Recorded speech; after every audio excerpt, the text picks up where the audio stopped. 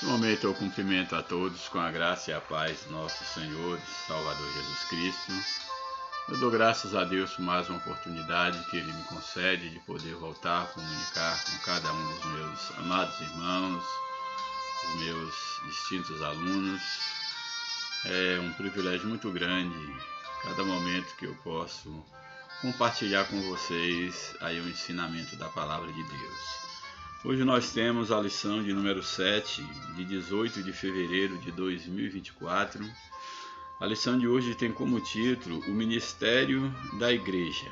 Louvado seja o nome de Jesus. Essa é uma lição muito importante mesmo. Lição essa que nós vamos ver um pouco sobre a estruturação da igreja, como Deus ele proveu os ministérios, a estruturação para que a igreja ela pudesse funcionar e funcionar muito bem. Então, esse será o título da nossa lição, o Ministério da Igreja. Aí o texto áureo, ele vai reaparecer na leitura bíblica em classe, que nos diz o seguinte: e ele mesmo deu uns para apóstolos, e outros para profetas, e outros para evangelistas, e outros para pastores e doutores. Não vou comentar porque nós iremos rever esse texto logo mais. A verdade prática da lição nos diz o seguinte: os dons ministeriais foram dados com o objetivo de edificar a igreja e promover a maturidade de seus membros. Então, quando nós vimos aqui o título da lição, o ministério da igreja, aqui está falando, mais especificamente falando, sobre os dons que Deus deu à igreja, o Espírito Santo distribui à igreja, para que ela possa funcionar, as ferramentas para que ela possa funcionar bem. E aqui a verdade prática, ela deixa de uma forma muito clara que esses dons do ministério, os dons ministeriais, eles foram dados exatamente para edificar a igreja, para que a igreja possa estar sólida, edificada e que ela cresça em maturidade. Então, aqui os dois objetivos principais aqui dos dons ministeriais é a edificação e a maturidade da igreja de Cristo. Daí serem importantíssimos na vida da igreja a presença dos dons ministeriais. Louvado seja o nome do Senhor. A leitura bíblica em classe da nossa lição, ela se encontra no livro de Efésios, capítulo de número 4, verso 11, até o verso de número 16. Efésios, capítulo 4, verso 11, até o verso de número 16. Nos diz assim o texto da palavra de Deus: e ele mesmo, no caso Jesus, o Espírito Santo, o dono da igreja, o próprio Deus, podemos dizer assim, ele mesmo deu uns para apóstolos, e outros para profetas, e outros para evangelistas, e outros para pastores e doutores. Não vou entrar aqui num comentário mais aprofundado desse texto, porque ele reaparece no comentário da lição, e eu achei bastante interessante a abordagem que o comentarista fez aqui na lição. Mas, assim, a nível introdutório, um comentário bem rápido desse texto, nos mostra aqui que Jesus, ele deu à sua igreja alguns ministérios. E o que me chama aqui a atenção é quando diz que ele mesmo deu uns para apóstolos. A ideia de deu aqui está dizendo que esses ministérios aqui, esses ministros, é bom que se pense assim, porque não faz sentido um ministério sem um ministro que exerça o ministério. O texto está dizendo que Deus, ele deu à igreja, ou seja, esses que receberam esses dons ministeriais, esses foram dados à igreja, ou seja, essas pessoas, com os seus dons, capacidades espirituais, eles foram dados à igreja, e não o contrário. Então, aquele que recebe um dom ministerial, ele é dado à igreja e não a igreja é dado a ele. Que nós, infelizmente, em muitos lugares, nós temos visto a inversão de valores, que aqueles que têm um dom ou ostentam ter um dom, eles querem dominar sobre a igreja como se a igreja fosse dada a eles. Mas aqui o texto está dizendo ao contrário, que Deus deu à igreja. Deus deu esses ministros e esses ministérios foram dados para a igreja e não a igreja foram dados para ele. Espero que vocês estejam me entendendo aqui dentro da minha colocação. Então, ele deu a uns, a igreja, ele deu uns para serem apóstolos, que tem a ideia aqui de ser apóstolo, é um enviado por alguém, no caso aqui enviado por Deus, então um apóstolo. A outros ele deu para serem profetas, para serem a boca de Deus, para falarem da parte de Deus para a igreja. A outros ele deu para serem evangelistas, que são aqueles cujo ministério está voltado para ganhar almas para Jesus. Ele tem essa missão, esse é o seu ministério. A outros para pastores, bem interessante, que os pastores foram dados para a igreja, não a igreja dada para ele. Então o pastor não é o dono da igreja. Deus separou alguém e ao seu rebanho ele deu para o seu rebanho pastores, ou seja, para servir o rebanho e não para ser servido. É claro que nós sabemos que o trabalhador é digno do seu trabalho, mas a ideia aqui é que o rebanho é de Deus. E sendo o rebanho de Deus, Deus preparou para o seu rebanho e entregou ao seu rebanho um pastor. Então o pastor não é um dominador sobre o rebanho, mas ele é um servo do rebanho, dado por Deus ao rebanho para poder apacentar o rebanho. Então a uns ele deu para serem pastores e a outros para serem doutores ou mestres.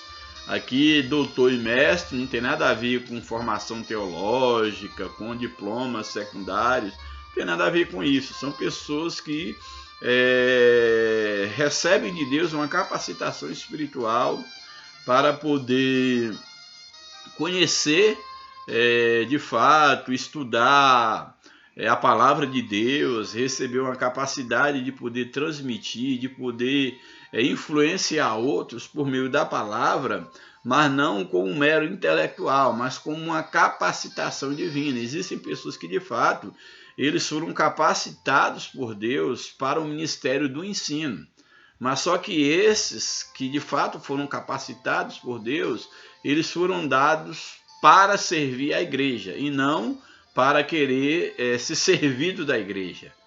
Então todos esses dons ministeriais, como os dons espirituais, eles são dados para o benefício da igreja, para o bem da obra de Deus e não o contrário. Então qualquer pessoa que foi chamado por Deus, foi capacitado, vocacionado para exercer o ministério da igreja, ele tem que ter consciência de que ele foi dado para a igreja e não a igreja dada para ele, porque a igreja tem dono do nosso Senhor Jesus Cristo. Louvado seja o nome de Jesus. E aí o verso 12, depois de falar desses ministérios, vai dizer o porquê Deus dá esses ministérios à igreja, o porquê. Verso 12, querendo o aperfeiçoamento dos santos.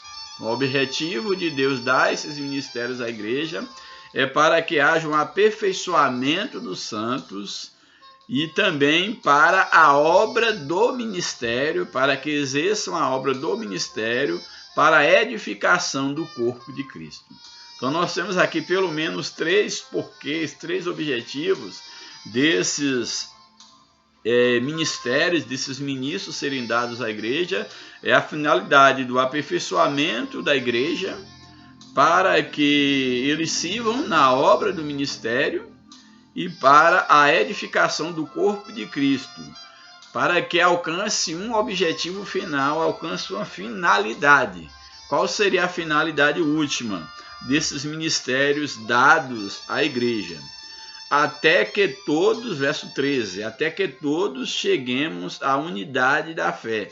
Ou seja, esses ministérios são dados à igreja para que a igreja como um todo, como um grupo, como um corpo, chegue à unidade da fé, ou seja, que todos conheçam a mesma fé que uma vez por toda foi dada aos santos, para que não haja divisão no corpo, para que todos estejam unidos debaixo da mesma bandeira, do mesmo Espírito, da mesma fé.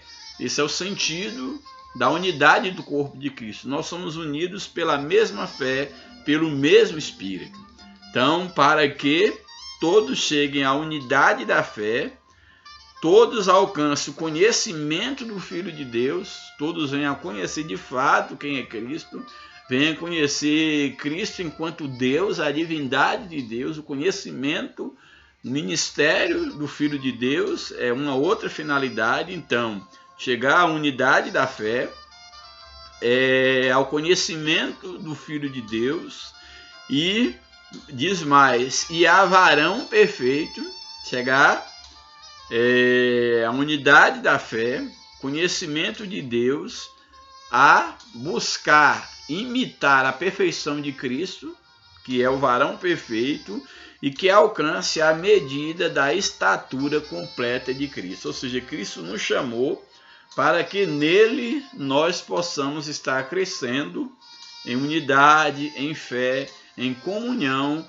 para que nos tornemos um com ele, para que ele seja gerado em nós, a fim de que nós alcancemos a estatura do varão perfeito, que é o próprio Jesus, para que nos tornemos um com ele. Louvado seja o nome do Senhor. E aí ainda prossegue na finalidade, para que, aí seria o combate, há um para que no sentido da finalidade a ser alcançada, e há um para que no sentido daquilo que nós devemos rejeitar, nós devemos deixar a prática, que nós devemos deixar de ter e alcançar exatamente isso que foi proposto aqui, que é exatamente o que? Alcançar a perfeição dos santos, para aí o ministro vai trabalhar em prol ao ministério, para a edificação do corpo de Cristo, com a primeira finalidade, o que devemos ser, que a igreja deve se tornar unida na mesma fé, ter conhecimento de Jesus, chegar à unidade de varão perfeito, que é Cristo, e alcançar a estatura de Cristo, ou seja, crescer em Cristo, o Cristo ser gerado dentro de nós, para se evitar o quê? Também aqui é uma outra finalidade. Alcançando isso, vai evitar outras coisas. Evitar o quê? Para que não sejamos mais meninos inconstantes. Isso aqui é muito interessante. Os ministérios na igreja funcionando de uma maneira correta é a fim de que a igreja, de que o povo não sejam comparados a meninos inconstantes. Por quê? Porque o menino hoje quer uma coisa, amanhã quer outra coisa, ele está ainda numa fase de alcançar a maturidade, ele é imaturo, ele não é um ser completo, ele está em mudança, em constante mudança. Então a ideia aqui de chegar à estatura de varão perfeito, à estatura completa de Cristo, é exatamente para que a igreja, sendo abençoada por esses ministérios, ela deixe de ser composta por pessoas que são como que crianças. Então esse é o primeiro objetivo a ser alcançado, no sentido daquilo que deve deixar de existir na vida da igreja, para que não sejais mais meninos inconstantes, que dessa forma são levados em roda por todo o vento de doutrina. Qualquer coisa, qualquer novidade, são enganados, não serão mais, porque terão maturidades. Não serão levados por vento de doutrina, pelo engano dos homens que com astúcia enganam fraudulosamente. Esses que são inconstantes, que são infantis na fé. E aí antes, ao invés de se tornar assim, antes eles cheguem o quê?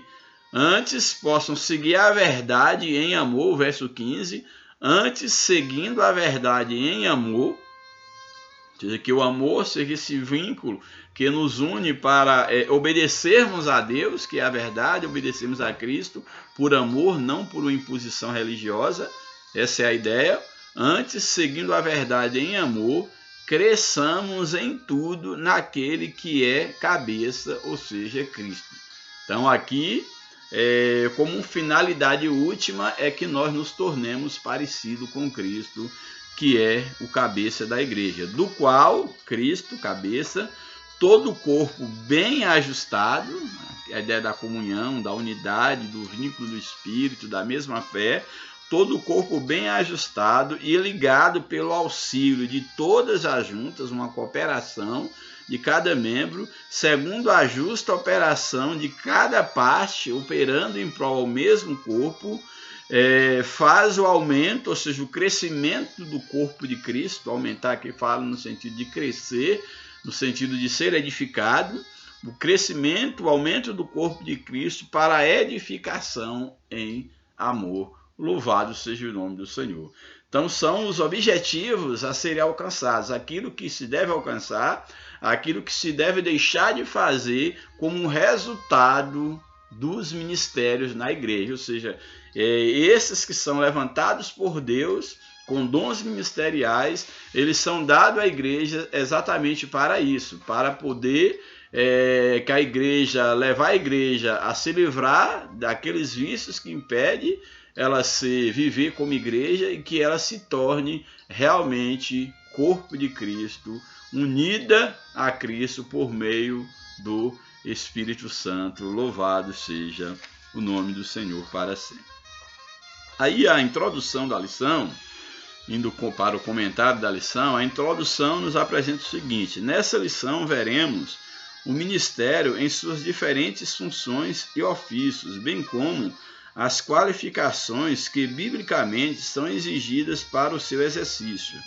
Primeiramente, mostraremos que, de modo bíblico, todo cristão exerce um ministério sacerdotal que o habilita a ministrar diante de Deus. Nesse sentido, não há diferença entre membro e liderança em termos do que nós podemos, do nosso acesso a Deus enquanto sacerdotes. Todos são sacerdotes de Deus. Por outro lado, as Escrituras mostram claramente que Deus escolheu determinadas pessoas para funções e ofícios específicos na igreja, como é o caso de apóstolos, pastores, profetas, etc.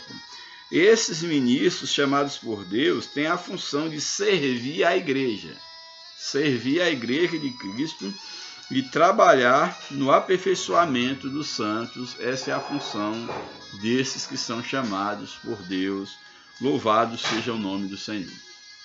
Aí o primeiro tópico da lição fala sobre o ministério sacerdotal de todo crente. Esse é um tópico importantíssimo. O ministério sacerdotal de todo crente. Primeiro subtópico, o sacerdócio no Antigo Testamento. A prática do sacerdócio é bem antiga entre os hebreus. Ela saiu da esfera familiar para se tornar uma complexa prática cerimonialista, que é bem interessante, porque mesmo antes da instituição dos sacerdotes ali na questão da antiga aliança, com a ideia ali do tabernáculo, da lei mosaica, mesmo bem antes disso, a função sacerdotal já era uma prática comum entre os hebreus. Só que nesse contexto aqui, o sacerdote ele era restrito à família, então o chefe de família ele era o sacerdote do seu próprio lar. Então, quando tinha que, por exemplo, oferecer um sacrifício, alguma oferta, era ele o próprio sacerdote do seu lar. E é interessante observar que a ideia do oferecer oferta, holocausto, até o dízimo já é uma questão bem anterior à lei, bem anterior a tudo isso. Então, dentro desse contexto, aqui nós vemos o quê? Que essa prática, que ela era uma prática familiar, a prática do sacerdócio, ela se tornou algo mais complexo dentro de uma cerimônia, vamos dizer, a partir já do culto judaico, da instituição ali do sacerdócio arônico e etc. Dessa forma, a evolução do sacerdócio na antiga aliança é como se segue. Primeiro, no princípio, quando surgiu a necessidade de se oferecer sacrifício, os cabeças das famílias eram seus próprios sacerdotes. Cada um oferecia sacrifício pela sua própria família. 2. Assim, na era dos patriarcas, encontramos o chefe da família exercendo essa função. Então, na era patriarcal, era o chefe da família antes da instituição da lei de Moisés, eram os próprios patriarcas quem eram sacerdotes do seu lar. Então, vamos encontrar na era patriarcal, vamos encontrar o patriarca, o chefe da família, exercendo essa função sacerdotal. Terceiro, Israel, como nação, foi posta como sacerdote para outros povos. Isso aqui também é muito interessante. Ao Deus instituir a nação de Israel, ao dar a promessa a Abraão, a finalidade era que Israel agora fosse sacerdote para outras nações. Então, o sacerdócio divino agora deveria ser exercido pela nação de Israel.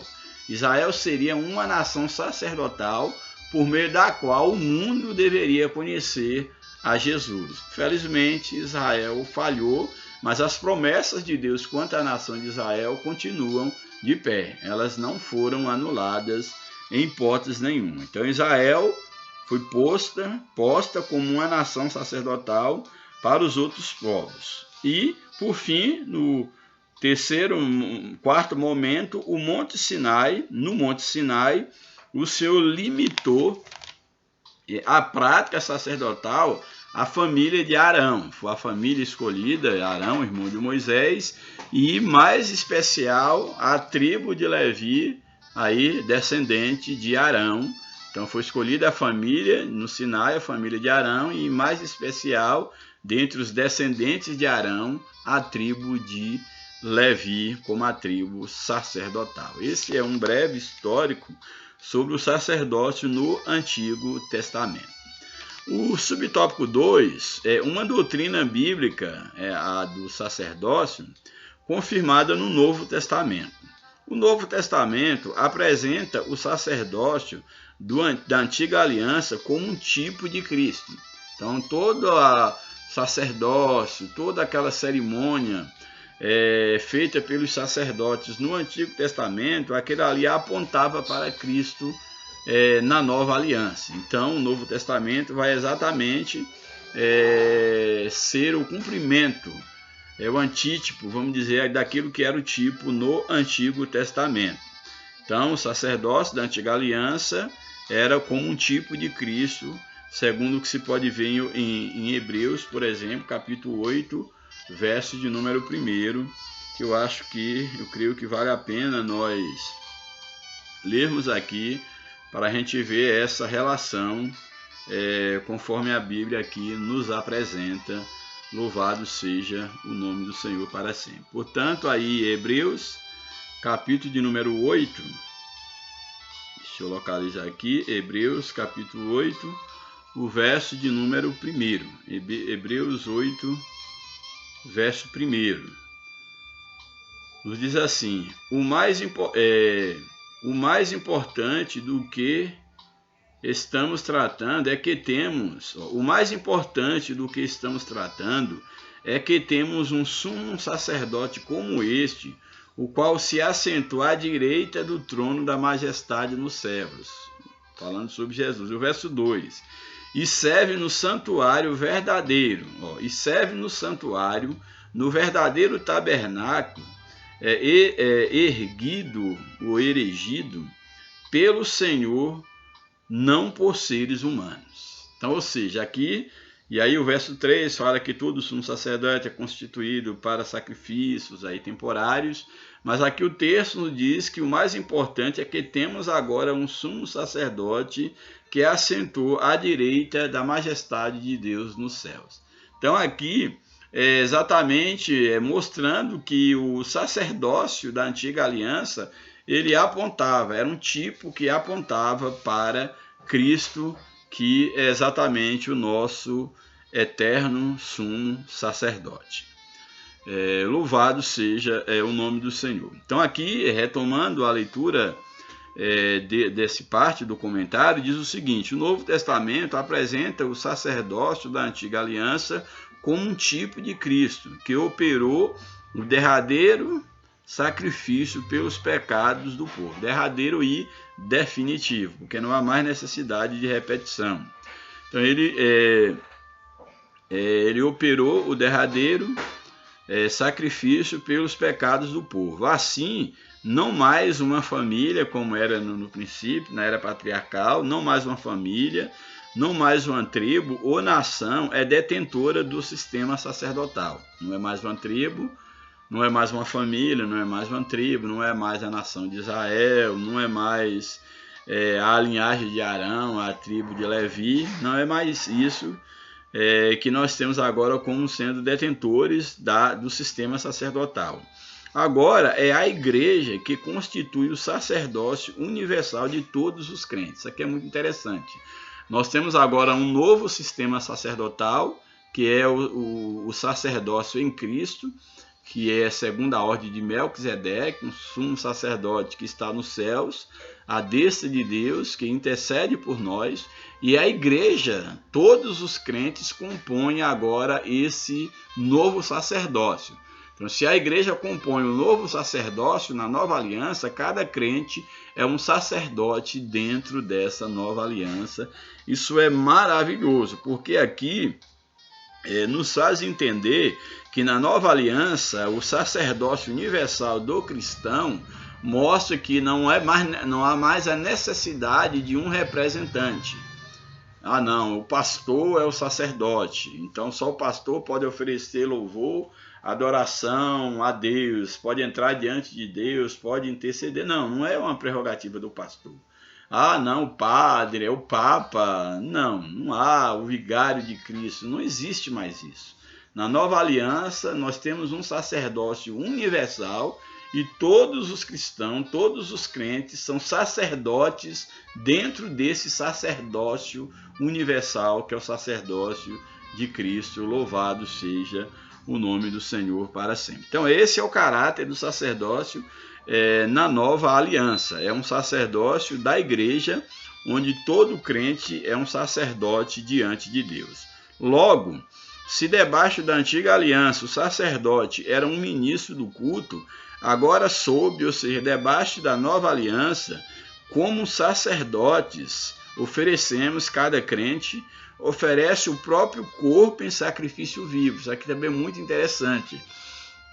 Enquanto na era patriarcal, na era, no caso, no sacerdócio arônico, mesmo dentro da tribo de Levi, no sacerdote no tabernáculo, no templo, enquanto ali se ofereciam animais, um representante, ali um sacerdote representando o povo, ofereciam animais que eram sacrificados como oferta, como holocausto. Na nova aliança, nós somos os sacerdotes e o que nós oferecemos diante do altar é o nosso próprio corpo como sacrifício vivo. Não é mais o corpo de um animal, é a nossa vida. Nós somos o sacrifício, nós somos a oferta.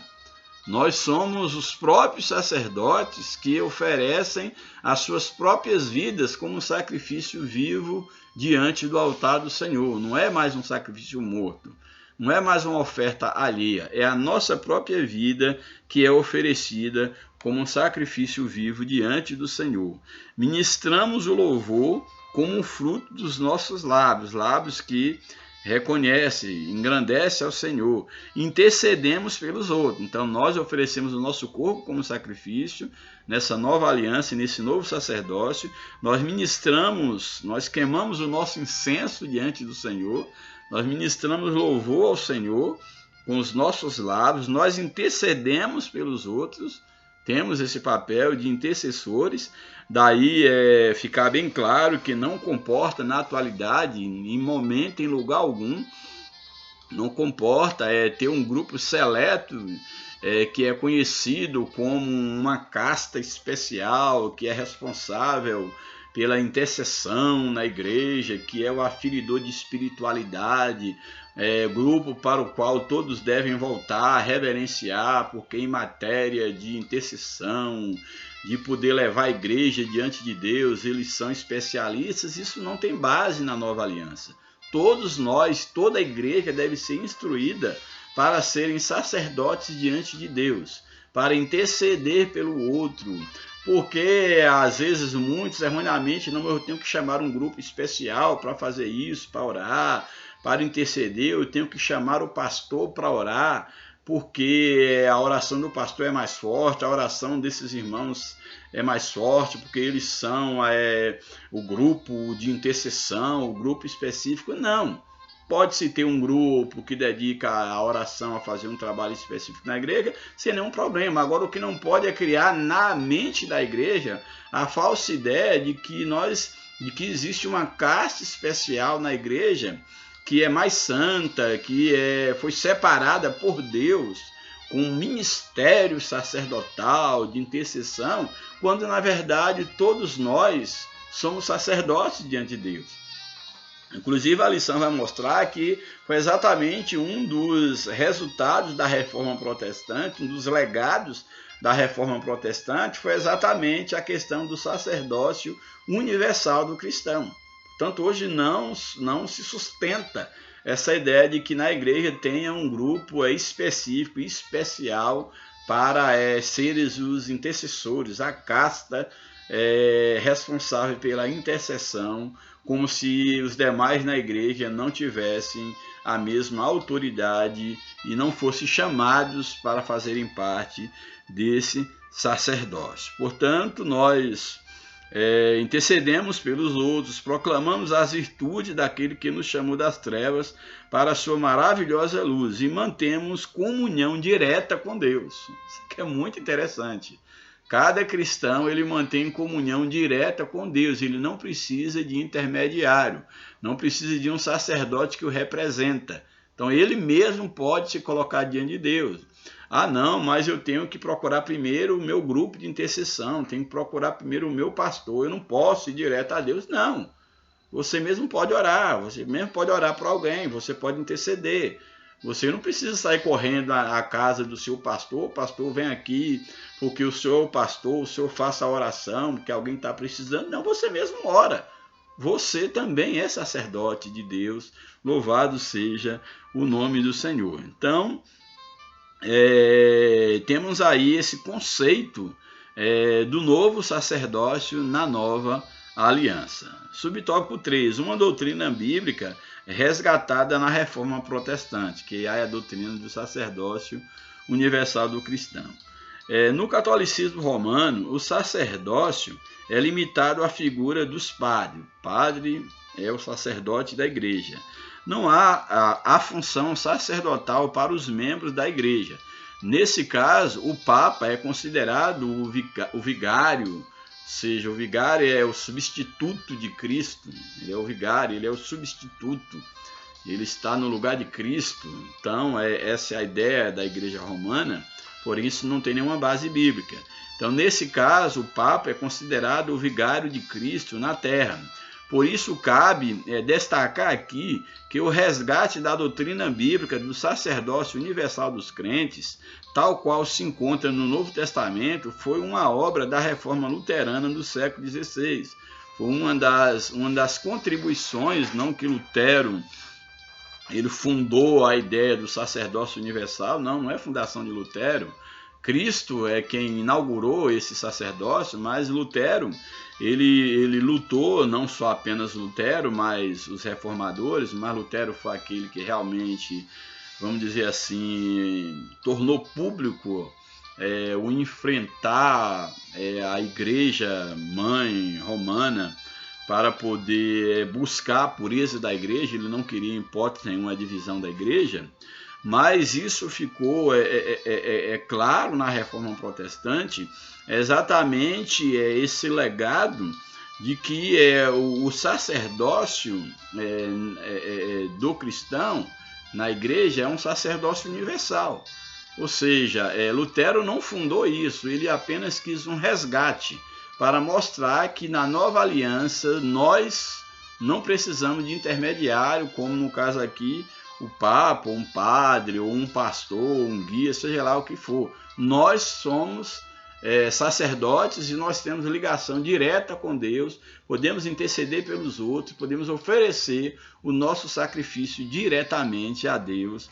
Louvado seja o nome do Senhor. Portanto, a reforma pregou um retorno radical às Escrituras, como bem definiu em seu slogan no Sola Scriptura, ou seja, que é dentre os 5 solas, um deles é somente as Escrituras, não é mais concílios, não é mais a tradição da igreja, não.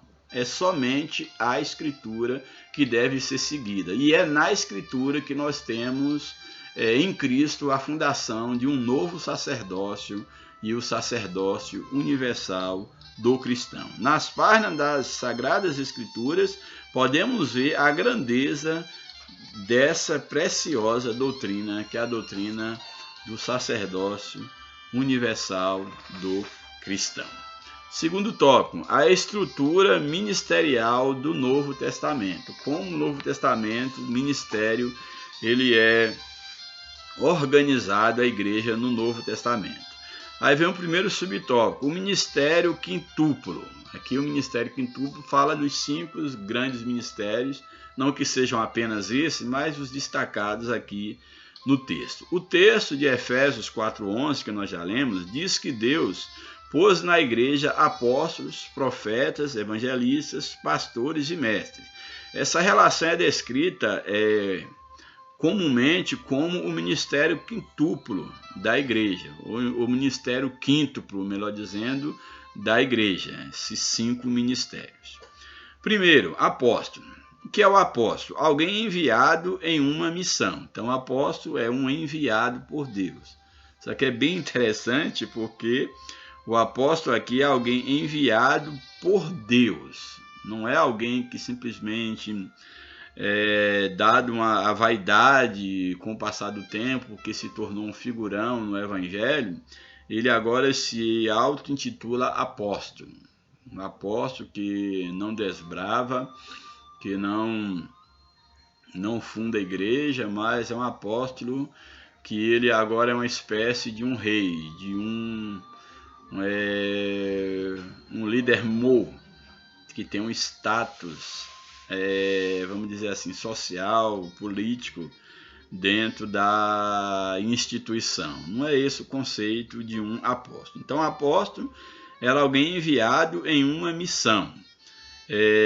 Alguns requisitos podem ser destacados para alguém ser apóstolo. E aqui nós temos os apóstolos, alguém para ser apóstolo enquanto um ofício, no caso, o ofício de apóstolo, nós temos aqui os requisitos. Seria o quê? Tais como ter estado com o Senhor Jesus, era o primeiro requisito para ser chamado de apóstolo. Ter estado com o Senhor Jesus, ter sido uma testemunha da ressurreição de Jesus, ter visto o Senhor, ter operado sinais e maravilhas, é claro, em nome do Senhor. Alguns dos requisitos para ser visto como um apóstolo. Assim, no Novo Testamento, o apostolado pode ser visto mais como uma função do que como um ofício. Então, aqui no Novo Testamento, após a morte e ressurreição de Cristo, o apostolado ou dom, o ministério de apóstolo, ele tem que ser visto mais como uma função do que como um cargo, do que como um ofício. Não, eu sou apóstolo, tenho uma carteirinha de apóstolo. Não, os apóstolos foram aqueles que seguiram a Cristo, e Paulo, que depois teve um encontro com Cristo, que era um requisito, dentre os requisitos que alguém tinha para ser apóstolo, ele tinha que pelo menos ter estado com Cristo, ter sido uma testemunha da ressurreição de Cristo, ou ter visto Cristo, ou operado sinais e maravilhas.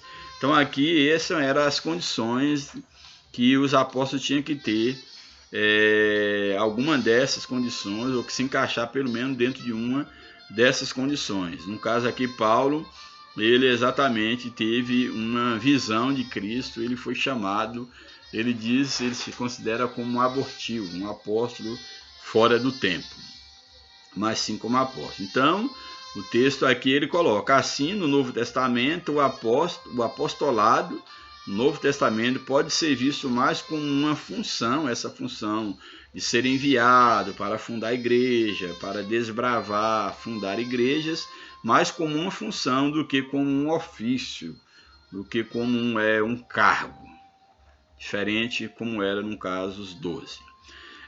O dom de profeta, ou o ministério de profeta, melhor dizendo. O profeta era alguém inspirado e autorizado para para falar em nome de Deus. Então aqui, o ministério de profeta, esse ministério era alguém que era inspirado, autorizado para representar Deus.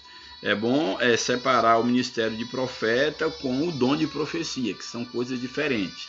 Então, nesse caso aqui, o profeta, enquanto uma pessoa exercendo um ministério, ele era alguém autorizado para falar em nome de Deus. Nesse aspecto, ele era um porta-voz de Deus. No Novo Testamento, o profeta exortava e consolava e trazia a revelação do futuro.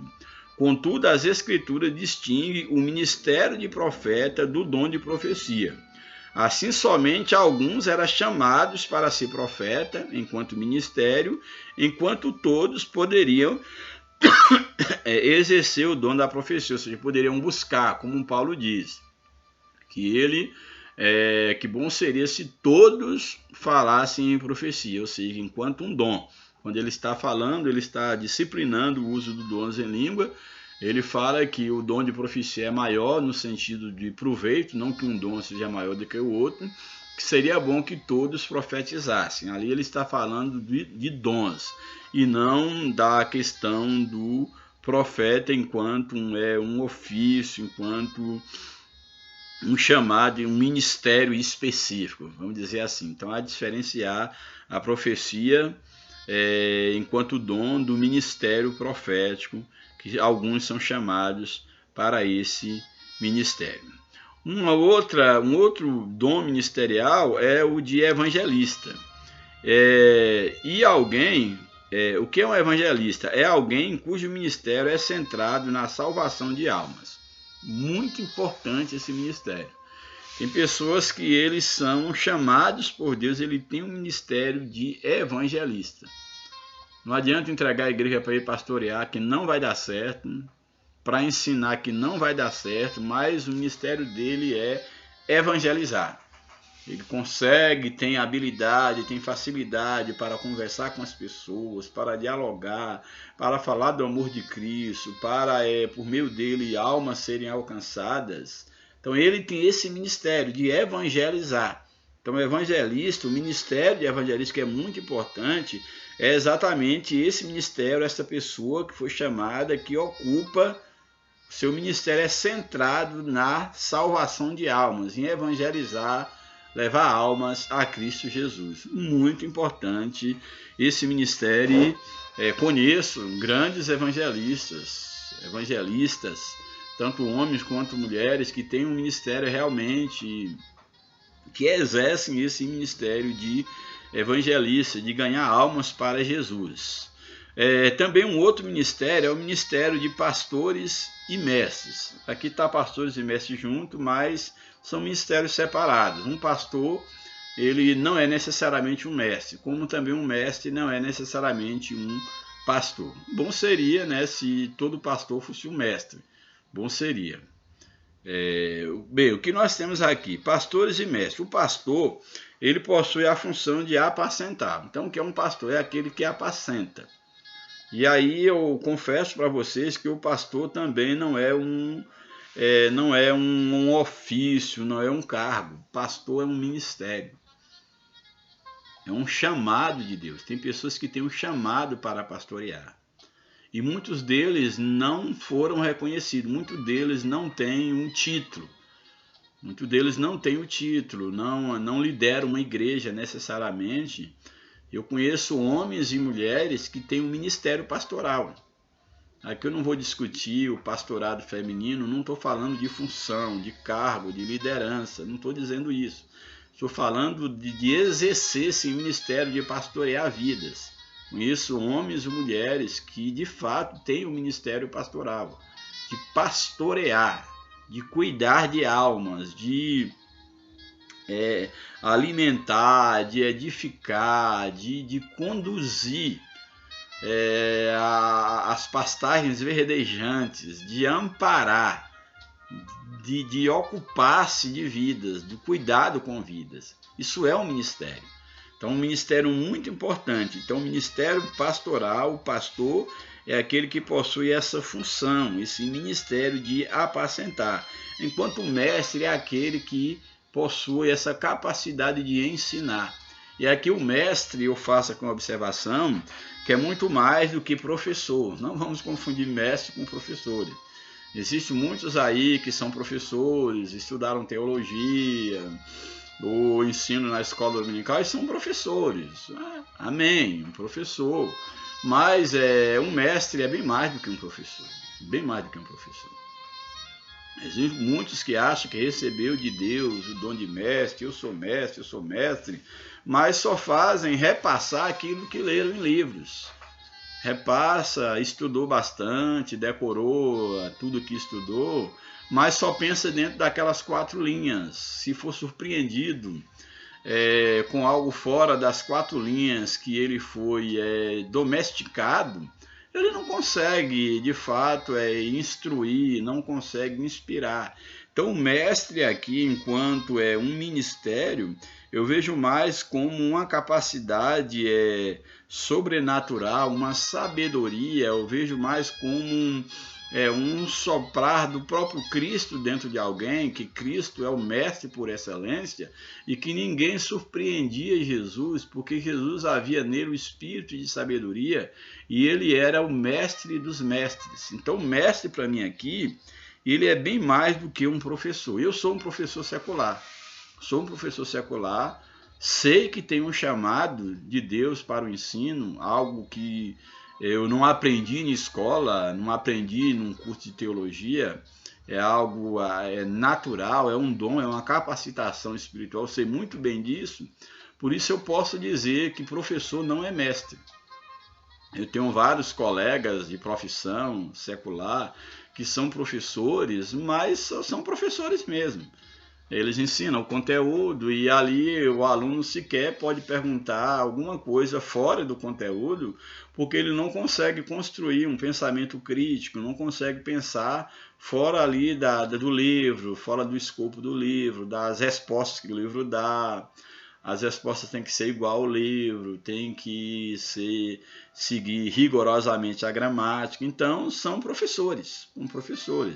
E não é diferente também, muitos que estão dentro do ministério na igreja, que se dizem mestres, mas são apenas professores, que mesmo em suas aulas, até mesmo num curso de teologia ou numa escola bíblica dominical, os alunos são bastante limitados, como ele é limitado. Não se pode perguntar fora da caixinha, não se pode refletir fora da caixinha, é tudo reproduzido daquilo que ele leu, que ele foi instruído em livros, uma tradição que ele recebeu e é passado para frente. Mas, de fato, a ideia aqui do mestre é alguém que consegue atrair as pessoas após si de uma maneira voluntária, não porque ele se diz eu sou mestre, eu sou professor, não por isso. Porque numa sala de aula você pode obrigar os alunos a ouvirem, a fazer igualmente você está fazendo, porque tu é pago, tu é aquela autoridade ali, tu é quem manda na sala, e aí tem que ser desse jeito, e você empurra conteúdo e diz que tem que ser aquilo daquela forma, mas não há uma permissão do aluno enxergar diferente, uma abordagem diferente do conteúdo. Eu sei o que estou falando.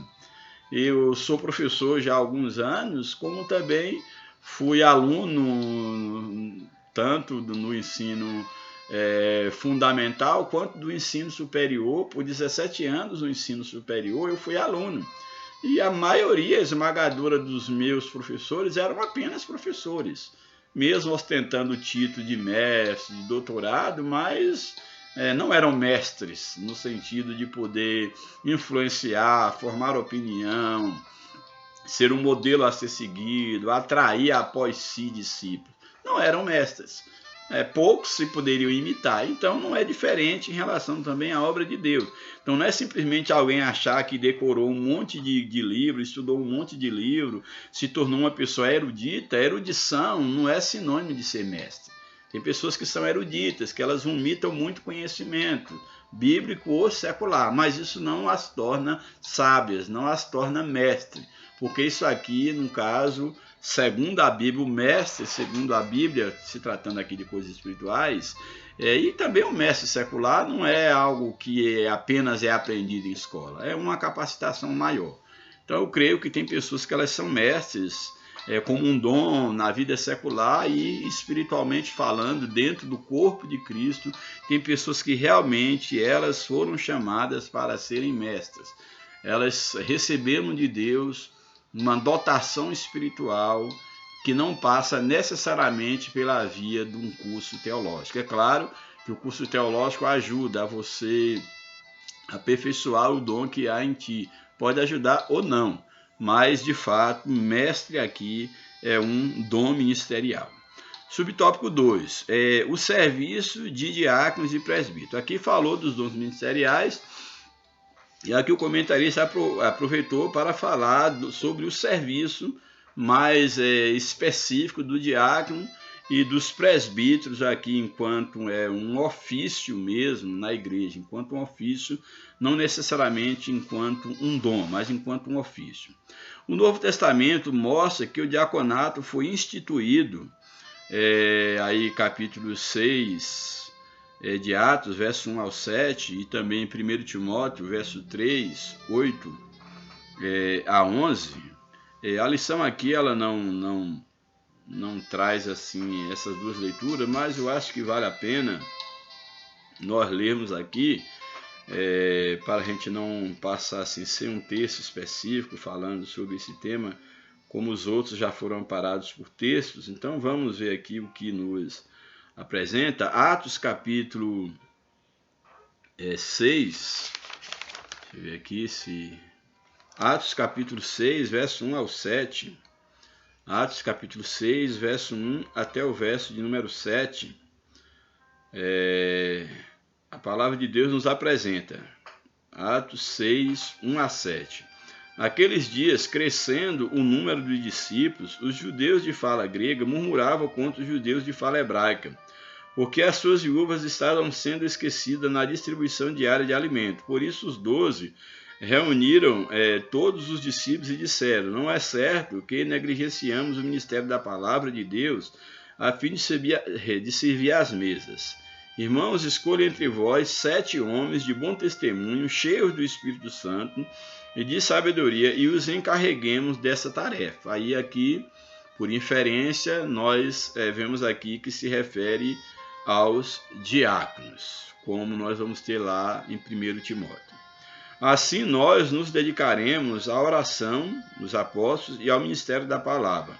Tal proposta agradou a todos, então escolheram Estevão, homem cheio do Espírito Santo e de fé, além de Filipe, Prócoro, Nicanor, Timon, Pármenas e Nicolau, que havia se convertido ao judaísmo e era proveniente de Antioquia. Apresentaram esses homens aos apóstolos, os quais oraram e lhes impuseram as mãos. Assim a palavra de Deus se espalhava, crescia rapidamente o número de discípulos em Jerusalém. Além disso, um grande número de sacerdotes obedecia à fé.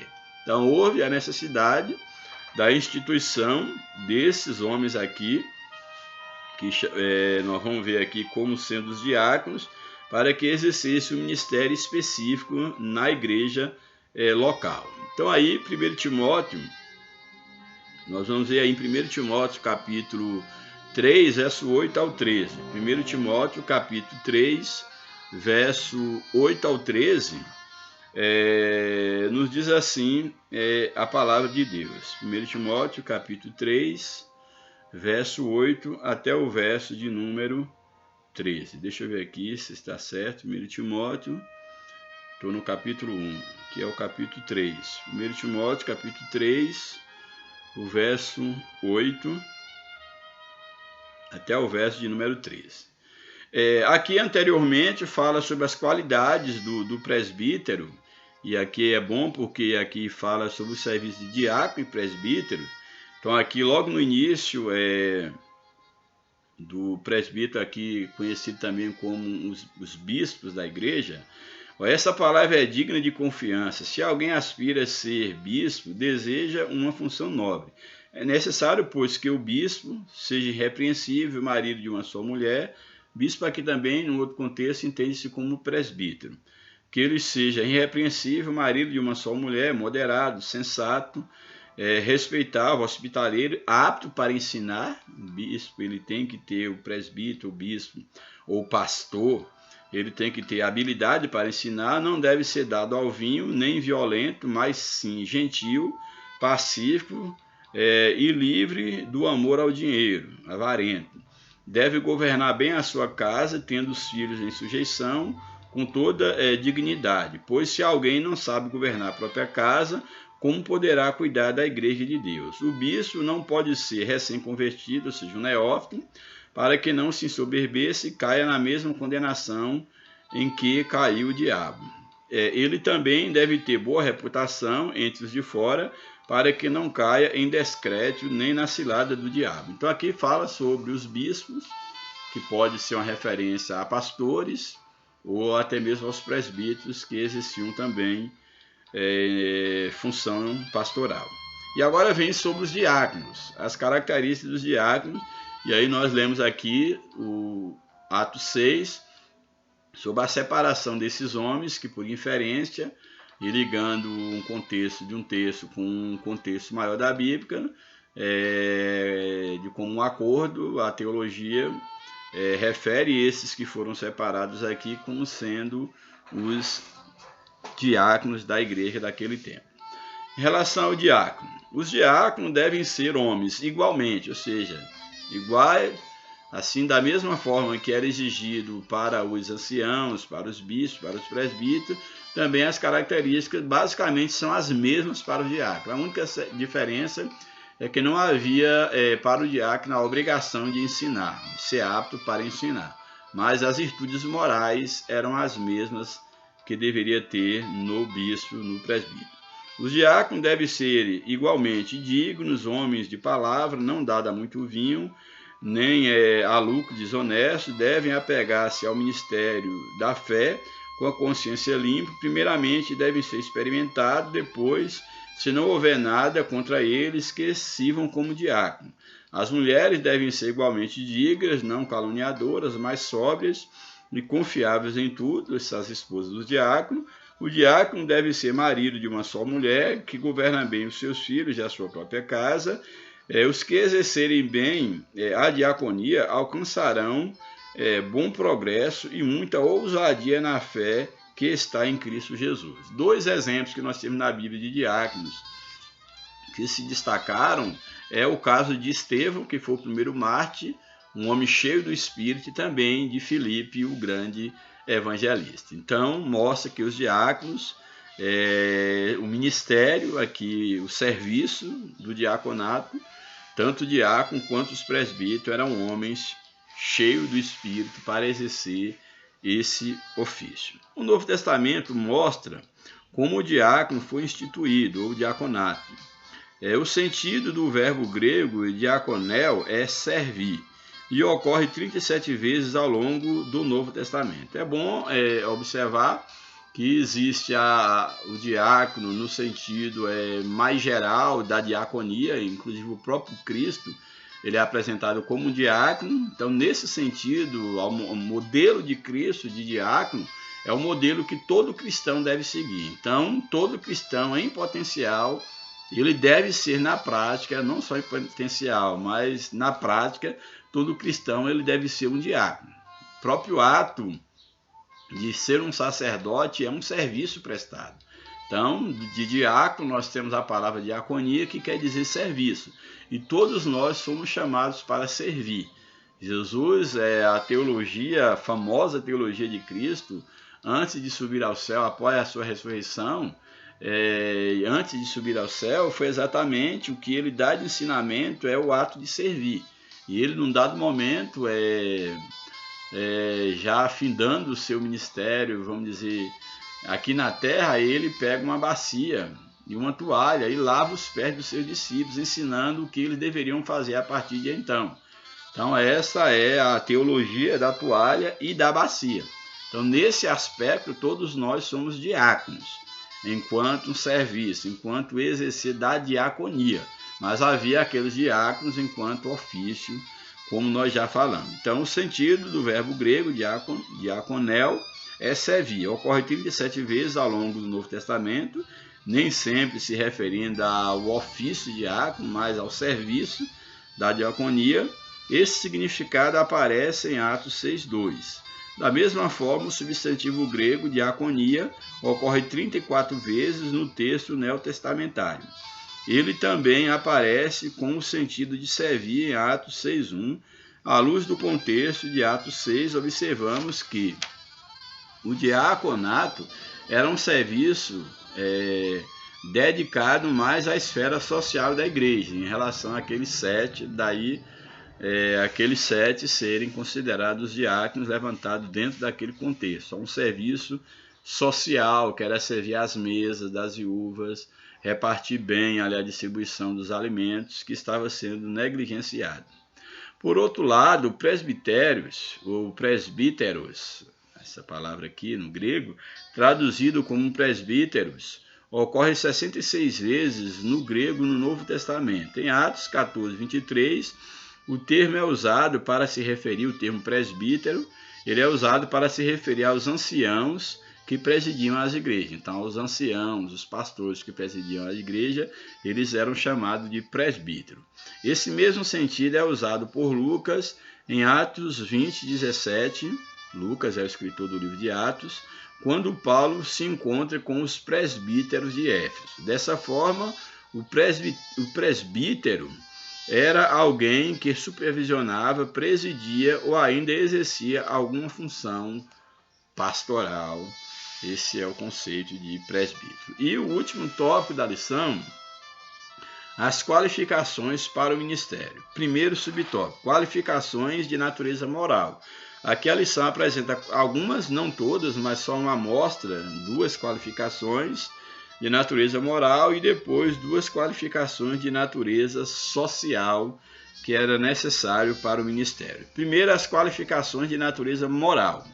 O apóstolo Paulo expõe as qualificações para o exercício ministerial nas suas cartas pastorais. Aqui listamos apenas algumas delas, 2. Não apego ao dinheiro. Então, uma característica moral de alguém que exercesse o ministério era não ser apegado ao dinheiro. Aqui fala mais especificamente do ministério pastoral. Não apego também, é claro, diaconal. Não apego ao dinheiro, ou seja, não avarento. Essa era uma característica para se exercer o ministério na igreja, é que o candidato não deveria ser avarento, não apegado ao dinheiro. Infelizmente hoje, em muitos lugares, é uma realidade, uma triste realidade, essa falta dessa característica moral. Então, não apegado ao dinheiro, ou seja, não avarento. Uma outra característica, ser irrepreensível, ou seja, que não fosse reprovado, repreendido. Nada pior do que uma liderança da qual as pessoas têm que falar algo de maneira justa. Uma coisa é quando se levanta um falso sobre alguém, outra coisa é quando fala algo que de fato corresponde com a realidade. Infelizmente, nós temos que amargar esse tipo de líder. Não que na época de Paulo não apareceu, na igreja do início não apareceu os falsos mestres, os falsos pastores, mas hoje se tornou algo comum e, por incrível que pareça, aceitável pela parte do próprio povo. Mas se o povo aceita isso, não quer dizer que Deus aceita, porque a igreja é de Deus. Então, é irrepreensível, ou seja, alguém que não possua nenhuma acusação válida. O que não significa ausência de pecado, mas uma vida pessoal ilibada, acima de qualquer acusação legítima e de algum escândalo bíblico. Então, essas são 2 características aqui morais para o ministério, que é não avarento e uma vida irrepreensível. Qualificações de natureza social. Ao longo das cartas pastorais, verificamos também a necessidade de qualificações de natureza sociais, tais como: primeiro, o aspirante ao ministério não pode ser soberbo, socialmente alguém soberbo. O que é alguém soberbo? Arrogante, orgulhoso. Um líder arrogante, orgulhoso, uma pessoa de difícil convivência social, que ninguém consegue conviver com ele. Como ser líder? Como ser um obreiro se você é insuportável? As pessoas não conseguem conviver com você. Eu conheço alguns assim, infelizmente. Então, uma característica uma qualificação social que o obreiro tem que ter é não ser soberbo, ou seja, não ser arrogante, orgulhoso, uma pessoa difícil de conviver em sociedade, alguém que devido à sua soberba mantém-se obstinado em sua própria opinião, age com teimosia e arrogância. O aspirante não pode ser assim, aquele que quer ser obreiro, não ser uma pessoa de difícil convivência, soberbo. Uma outra característica social, não pode ser irascível. Que é uma pessoa irascível? É aquela pessoa que age tomada pela ira. A ira cega as pessoas. Ele não reflete nas suas ações. Imagine um líder que ele não para refletir. Ele age para depois pensar no que ele fez. Um líder não pode ser irascível. Ah, mas e a ira? Ninguém pode impedir que em dado momento a ira venha ao nosso coração, à nossa mente. Agora, o que não pode é o sol se pôr sobre a ira. O que não pode acontecer é você dar lugar à ira. Irar é comum de qualquer pessoa. Uns ira mais fácil, outros não. Mas o problema é o que você fazer quando a ira vier ao seu coração. Quando a ira vier, você deve ter controle sobre ela. Ter um autocontrole, que é um fruto do Espírito, que todo cristão deve ter. E imagine o líder. O líder deve buscar o fruto do Espírito. Então não pode ser irascível. Isso quer dizer truculento, violento, aquele que possui um temperamento. Aqui eu não concordo muito com o escritor, porque ele fala assim, aquele que possui um temperamento mais colérico, como se ter um temperamento colérico fosse um defeito. Não é. A questão de ser irascível, enquanto um defeito, não tem nada, não é ligado necessariamente ao temperamento. Cada pessoa tem uma forma de exercer a sua ira. O colérico vai ter uma forma, o sanguíneo vai ter outra, o fleumático vai ter uma forma, o melancólico vai ter outra forma, mas não quer dizer que eles não são passivos de ira, de forma alguma. Então acho que o comentarista aqui não foi feliz ao dizer aqui que o irascível é aquela pessoa que tem um temperamento mais colérico. Isso não quer dizer necessariamente. A pessoa pode ter esse temperamento, mas ser controlado pelo Espírito, não dá lugar à ira. E outros que podem ter aquele temperamento fleumático, melancólico, pode de repente fazer coisa que ninguém imagina. Então não é bem assim que deve analisar. Mas o certo é que não pode ser irascível uma pessoa que não pensa duas vezes antes de agir de forma descontrolada contra outra, desqualificando-o para o ministério do Senhor. Então tem que ter autocontrole. E o Espírito Santo, ele controla, seja lá qual for o seu temperamento. E por fim, qualificações para o ministério. Nós vimos aqui a ideia das qualificações de natureza moral, de natureza social, e agora as qualificações para o ministério em si, para ser chamado para o ministério, uma espécie aqui de uma síntese. De acordo com as cartas pastorais, podemos afirmar que há qualificações claras para o exercício do ministério na Igreja de Cristo. Nesse sentido, os ministros do corpo de Cristo têm como requisitos inegociáveis para o exercício do ministério as qualificações morais que nós falamos e sociais, conforme estudadas aqui. Não só apenas essas, aqui foram apenas 2 amostras de cada, mas todas as qualificações que nós temos lá no Sermão da Montanha, Mateus capítulo 5, 6 e 7, nas cartas pastorais paulinas, em todas as cartas, ali há um monte de recomendações sobre as qualificações de como deve ser o líder, aquele que de fato foi chamado por Deus para exercer um ministério na igreja de um modo geral. Bem, por fim, a conclusão. Nessa lição vimos o ministério sob diferentes aspectos. Vimos que a doutrina do sacerdócio universal dos crentes, ela é inteiramente bíblica. Todo crente tem um privilégio de apresentar a si mesmo e a outros diante de Deus, sem a necessidade de mediadores terrenos. Vimos também que Deus pôs na igreja alguns para o exercício de determinadas funções específicas, como nós já vimos. Esses ministérios devem ser vistos como dons de Deus à igreja, ou para a igreja, dados à igreja. Maravilhosa essa lição, que Deus nos abençoe, que nós possamos entender qual é o nosso lugar no corpo de Cristo, para o que Deus nos chamou, qual é a nossa vocação, e que cada um de nós possamos exercer o nosso ministério, a nossa vocação, debaixo daquilo que Deus predeterminou na sua palavra, obedecendo, observando as qualificações indispensáveis para exercermos o ministério para a glória de Deus, que o nome de Deus seja engrandecido, que o corpo de Cristo seja edificado e que o mundo possa ver de fato que nós somos diferentes, que nós somos os representantes de Cristo aqui na terra. Que Deus nos ajude, que Deus nos abençoe, que o teu ministério seja frutífero e que você nunca esqueça, acima de tudo, que o Senhor Jesus Cristo é o dono da igreja. Amém.